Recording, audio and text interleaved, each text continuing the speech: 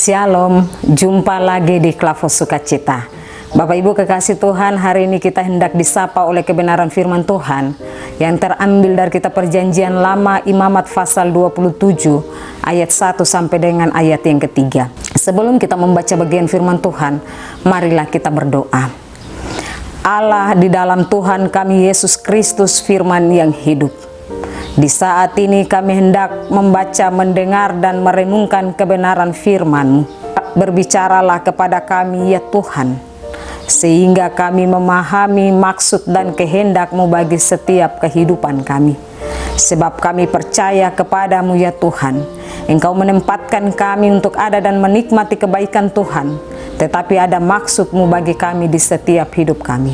Hamba-Mu yang menyampaikan firman-Mu dan sekalian kami yang mendengarkan lewat channel Klavos Sukacita, Tuhan memberkati. Di dalam nama Tuhan kami Yesus Kristus firman yang hidup kami berdoa. Amin. Imamat 27 ayat 1 sampai dengan ayat 3 dengan perikop pembacaan membayar nasar. Tuhan berfirman kepada Musa, berbicaralah kepada orang Israel dan katakan kepada mereka, apabila seorang mengucapkan nasar khusus kepada Tuhan mengenai orang menurut penilaian yang berlaku untuk itu, maka tentang nilai bagi orang laki-laki dari yang berumur 20 tahun sampai yang berumur 60 tahun, nilai itu harus 50 sikal perak, ditimbang menurut sikal kudus. Demikianlah bagian firman Tuhan bagi kita. Dikatakan berbahagialah bagi Bapak Ibu dan saya yang membaca, mendengar, dan merenungkan firman Tuhan. Tema kita hari ini, nasar atau janji yang ditepati. Nasar atau janji yang ditepati. Bapak Ibu, saudara-saudari pendengar Klavos Sukacita yang diberkati Tuhan, jikalau kita membaca kitab Imamat pasal 27 ayat 1 sampai dengan ayat 3 menjelaskan tentang nasar khusus kepada Tuhan dan yang memuat aturan pelaksanaan nasar orang Israel. Nasar adalah janji yang merupakan suatu sumpah sakral yang disampaikan kepada Tuhan. Karena itu wajib dilaksanakan dan tidak boleh dibatal atau diabaikan. Dalam bagian ini diatur pelaksanaan nasar, baik nasar terkait dengan manusia. Bahkan kalau kita baca dari bagian firman Tuhan berbicara tentang nasar tentang hewan, rumah, bahkan juga tentang ladang. Tetapi ayat 1 sampai ayat yang ketiga ini berbicara tentang nasar dengan manusia. Bapak Ibu saudara-saudari kekasih Tuhan, Musa adalah orang yang Tuhan pilih untuk memimpin orang Israel keluar dari Mesir.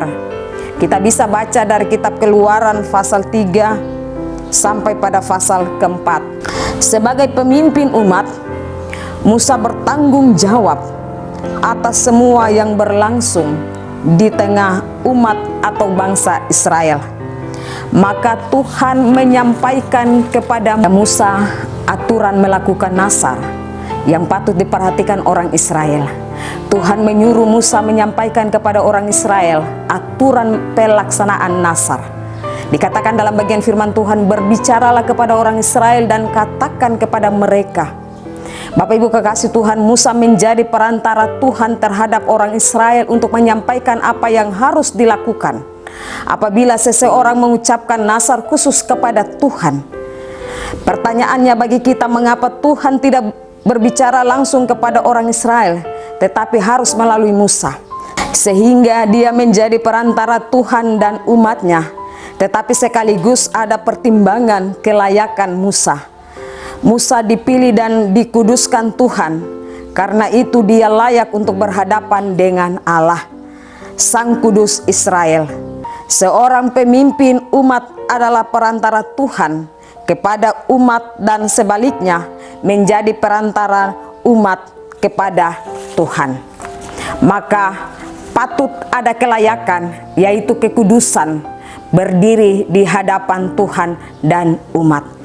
Bapak Ibu kekasih Tuhan, dalam bagian firman Tuhan ini hendak menjelaskan mengenai nilai yang harus dibayar untuk mengucapkan nasar, terkait dengan orang laki-laki dan perempuan dengan usia masing-masing, sesuai dengan yang tertera di dalam bagian firman Tuhan yang kita baca saat ini.